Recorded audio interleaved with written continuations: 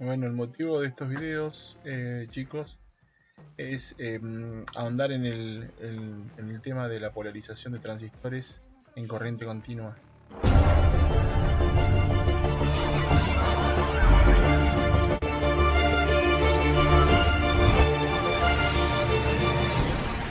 Continua. Lo que vamos a hacer con estos pequeños videos, vamos a ir analizando los circuitos, los diferentes tipos de circuitos que hay para polarizar un transistor en corriente continua. ¿Qué significa polarizar? Polarizar un transistor significa darles proveerle de los parámetros eléctricos y electrónicos para que el transistor funcione, en este caso en modo amplificador. Porque ya sabemos que, bueno, a ver, esta explicación de esta guía vamos a tratar de tener en cuenta de que ya tenemos que tener unos conocimientos previos sobre la ley de Ohm, las leyes de Kirchhoff, las de Thevenin y las de Norton. Y por supuesto la teoría de los transistores de bijuntura. Tendrían que saber, vamos a suponer que saben cómo funciona internamente un transistor BJT. Acá en esta guía lo que trato de poner yo es una explicación básica de los tipos de configuraciones que hay, en el cual vamos a estudiar solamente tres. Son las más comunes que se usan en electrónica: la polarización fija, la autopolarización de colector base y la autopolarización por resistencia de emisor.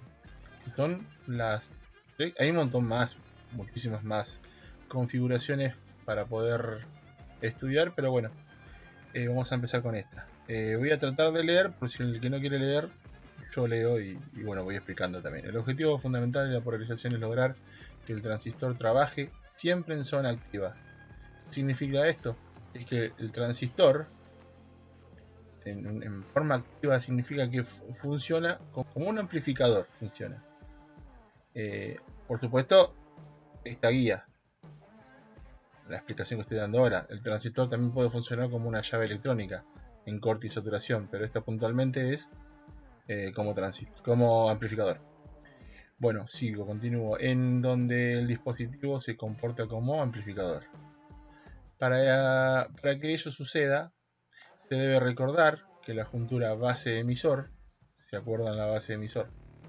Debe polarizarse en directa, ya que es un diodo en directa, se tiene que polarizar en directa, y la juntura base-colector en inversa. Teniendo esta teoría previa, sabemos cómo tenemos que darle los parámetros eléctricos. Son tres los circuitos básicos para colocar el transistor en zona de trabajo activa. Eso se denomina, bueno, los tres que dije. En la curva de salida, esta es la curva de salida típica de un transistor BJT. El transistor se aprecia que para que el mismo se encuentre polarizado en zona activa, son tres los parámetros que se deben tener en cuenta. Generalmente estos parámetros, ¿cómo hacemos para elegir un transistor? Depende de un montón de cosas, pero principalmente es del circuito que queremos hacer nosotros. Nosotros queremos hacer un amplificador de mucha potencia. Bueno, tenemos tres parámetros principales para elegirlo con su datasheet. Por ejemplo, le voy a dar una idea. La corriente colector de un BC548 es aproximadamente 200 mA, que significa que la corriente por la cual lo vamos a utilizar como amplificador tiene un máximo de hasta 200 mA. Si nosotros polarizamos ese transistor para 500 mA, seguro se quema. Por eso siempre cuando uno elige un transistor, tiene ciertos parámetros que elegir: la tensión colector-emisor, la corriente colector y la corriente de base. Eso está en el datasheet puntual del transistor. El 2N3055, que es de potencia, que tiene un encapsulado de metal, tiene una corriente de colector de 10 amperios.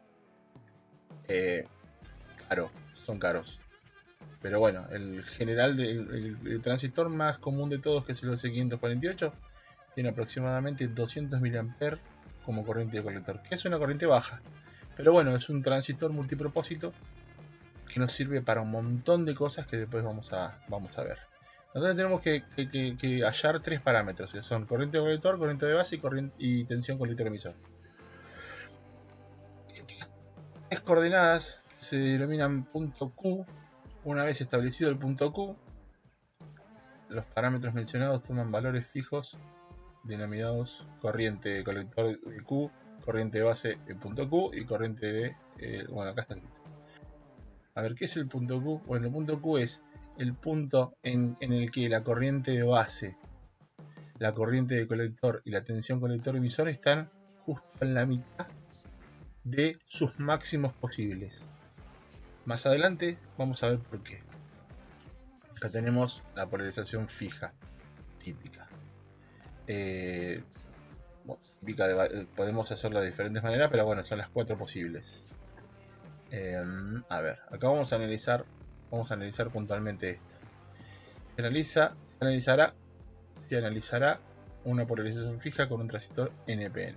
NPN o PNP, lo único que varía es la polaridad de las tensiones o las corrientes. Si es NPN entra, si es PNP sale. Se ve en la figura que está formado por dos mallas. Bueno, una de las mallas es esta. De ahí entra lo que es Kirchhoff. Una de las mallas es esta. La otra malla es esta. En el análisis de circuitos. Una de la base y la otra la del colector. La primera está formada por la fuente de alimentación, que es BCC, la resistencia RB, la juntura. Acá hay un diodo indirecta. La juntura tensión, o sea, la juntura base emisor. Y la segunda tenemos BCC, que es la tensión de 12 volt, puede ser, RC y la tensión colector emisor. ¿Está bien? Esas son las dos mallas principales que se pueden analizar una polarización de una configuración de polarización fija. Ahora, tenemos tres incógnitas: la corriente de colector, la corriente de base y la corriente de colector emisor, que generalmente la tomamos del datasheet. Se debe tener el circuito tres ecuaciones para resolver el sistema. Tenemos que tener tres ecuaciones. Primero, ¿por qué tres ecuaciones? Ahora van a ver. Porque tenemos dos mallas en realidad. Esta malla y esta malla. Dos ecuaciones corresponden a la de las mallas. Y la tercera ecuación viene ya que nos da el datasheet, que es cuánta corriente de colector vamos a tener si aplicamos una corriente de base. Es la corriente de base multiplicado por el beta del transistor, nos va a dar la corriente de colector. Y aquí está la fórmula. Corriente de colector igual a beta por corriente de base. La corriente de base la podemos poner nosotros, pero el beta viene de fábrica. Es lo que el fabricante te dice que es. ¿Cuántas veces corriente de base es para que sea corriente de colector? ¿Se entiende más o menos? Esto no tiene una unidad, el beta. Tiene veces. 80 veces, 100 veces, 200 veces. Entonces, si yo tengo 1 miliamper en corriente de base, que es muy poco, que las corrientes de base son así. Tengo 1 miliamper, al tener un beta de 200, voy a tener 200 miliamper como corriente máxima en el corriente de colector. Pero el beta te lo da el datasheet, el fabricante. Además se debe tener ciertos datos que permitan calcular el punto Q. Ellos son todos los valores de resistencias de R base y de R de base y R de colector, el valor de tensión de la fuente de alimentación, que por supuesto tenemos que tener con qué fuente vamos a alimentar el circuito, 12 volt, 9 volt, 20 volt, también te lo da. El datasheet te da tensión colector emisor y uno no se puede pasar de esta tensión porque puede destruir el transistor. El valor de ganancia de corriente del transistor, que es el beta que estábamos hablando recién, la tensión base emisor del transistor, que se tomará como constante, que es un diodo ideal. La tensión colector la tensión base emisor, que estábamos hablando, es que es esta de acá. Y si es un transistor de silicio, que el 95% de los 90% de transistores son de silicio, aquí hay un diodo. Y un diodo sabemos muy bien que la tensión de un diodo es 0,7 volt. Y aquí está. Aquí tenemos una tensión de caída de 0,7 volt. El sistema de ecuaciones tendría que ser este, que es BCC, aquí vemos, BCC por corriente de base, BCC es igual a corriente de base por RB más tensión colector emisor. Esa es una malla. La otra malla es BCC igual a corriente del colector por RC más tensión colector emisor, que es esta, ¿ven? Es esta de acá. Y bueno, y la que todo transistor tiene, esta, que es corriente de colector igual a beta por corriente de base. Bueno, y de estas tres ecuaciones, que son sistemas de ecuaciones, vamos a despejar la corriente de base. La corriente de base es esta, BCC menos tensión emisor dividido de RB. En realidad, todos estos datos ya lo tenemos. BCC, vamos a dar un ejemplo, 12 volt, menos 0,7 volt, dividido R de base, que R de base la tenemos. Nos va a dar un valor de corriente. En base a ese valor de corriente, que generalmente es chico, lo multiplicamos por el beta y nos va a dar la corriente de colector. Y una vez que nos da la corriente de colector, lo reemplazamos en esta ecuación y nos da la tensión colector emisor y ya tenemos todo, teóricamente, el circuito hallado. Es importante conocer de qué manera se modifican, la corriente de colector y la tensión colector emisor en transistor cuando se modifica la corriente de base. Claro, si yo modifico la corriente de base, los otros dos parámetros se modifican porque se acuerdan que un transistor funciona como una llave de agua. O sea, la llave es la corriente de base. Yo abro o cierro más el grifo, deja pasar la corriente de colector. Si yo pongo más corriente, dejo pasar más corriente de colector. Pongo más corriente de base, dejo pasar más corriente de colector. Si pongo menos, pasa menos corriente. Y aquí está el gran de la cuestión. La corriente de colector es en función de la tensión colector emisor. Ahora vamos a ver en el gráfico. Se puede graficar la recta de carga de una curva de transistor. En el gráfico se puede apreciar que a medida que la corriente de base disminuye, también lo hace la corriente de colector, simultáneamente aumenta la tensión colector emisor. ¿Qué significa? Bueno, estas que están más en negrita son las posibles corrientes de base. En realidad hay infinitas corrientes de base, pero se ponen 3 para que no quede todo el gráfico oscuro. Tenemos 3 posibles. De estas 3 posibles, a ver, ¿qué pasa? Pues nosotros tenemos recta de abajo, nos marca la tensión colector emisor. La máxima tensión del colector emisor es BCC, 12 volt en este caso. Y la máxima corriente de colector que podemos llegar a tener es BCC sobre RC. O sea, aquí es BCC de esto sobre RC, es la máxima que podemos tener en el transistor. ¿Está bien? Esta es la corriente de colector máxima. Si hacemos una línea cruzando las corrientes de base y llegando al BCC máximo, son los 3 puntos posibles donde por aquí, si uno agarra y se para aquí en Q2, que es en realidad el punto Q ideal, y va hacia arriba y va hacia abajo, estos son los máximos de tensión que podemos tener al ingresar con una corriente alterna. Bueno, de aquí a aquí es el pico positivo, de aquí a aquí el pico negativo. Bueno, después lo vamos a ver bien esto, que es el transistor en corriente alterna. Pero estos serían los 3 puntos ideales para que el transistor funcione como un amplificador en corriente alterna. Lo tenemos que primero polarizar en corriente continua para que el transistor funcione como un amplificador y esté polarizado para que no se queme y no sature. La recta de carga representa el lugar geométrico en donde se encuentran todos posibles puntos de reposo Q para un determinado valor de RC y de tensión BCC. También se observa que la máxima corriente que circula por el colector vale lo que recién acabo de decir. Bueno, aquí está todo escrito. La máxima tensión soporta, bueno, acá también. Si nosotros, a ver, estamos hablando acá las máximas corrientes del colector y la máxima tensión colector emisor. Pero esta parte es la parte activa, la parte de amplificación.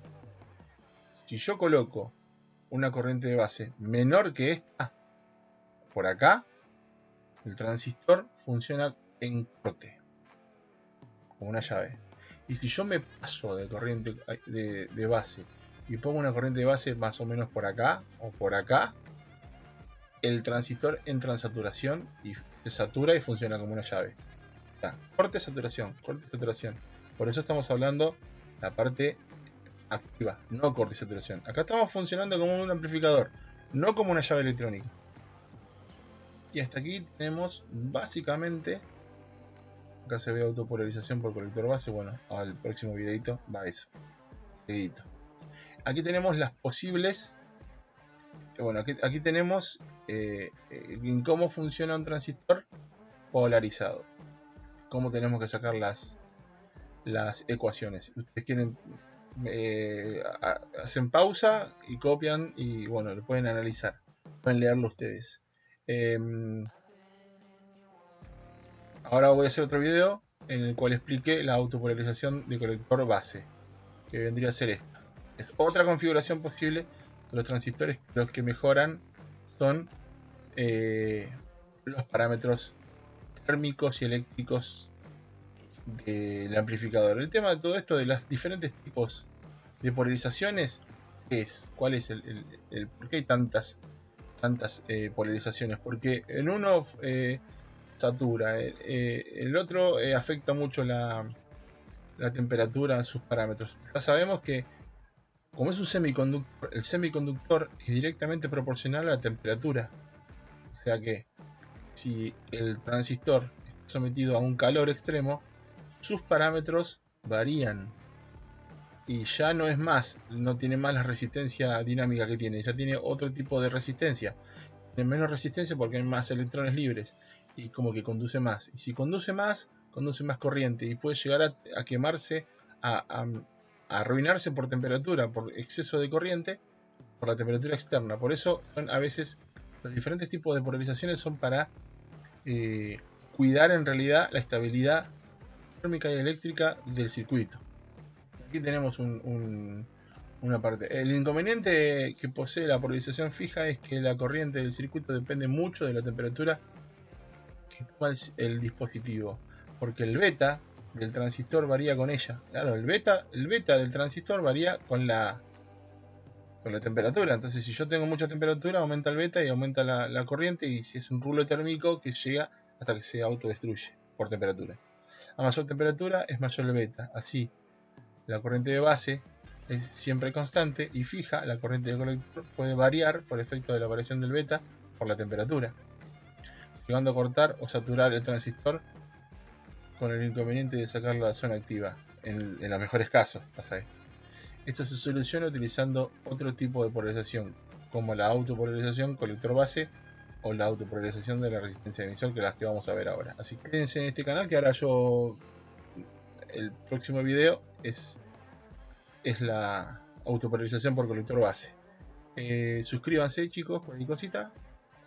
Suscríbanse, aprieten la campanita para si YouTube les avisa cuando hay un video nuevo mío. Y bueno, nos vemos en el próximo video de esta serie de polarización de transistores en corriente continua.